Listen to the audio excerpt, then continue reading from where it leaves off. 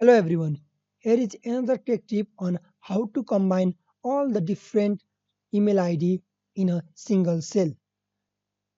For that, you have to select the cell in which you want all those email ID and type the formula equals to text join, and you have to give delimiter to separate different email account in a single cell. So I'm giving here semicolon, and you have to give a statement either to ignore the empty cell or to include the empty cell.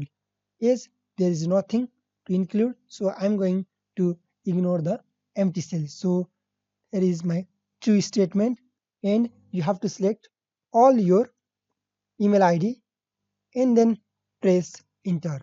So all your email ID are in a single cell in a formula format. So to make them is a text, copy it, and you can paste anywhere is a value.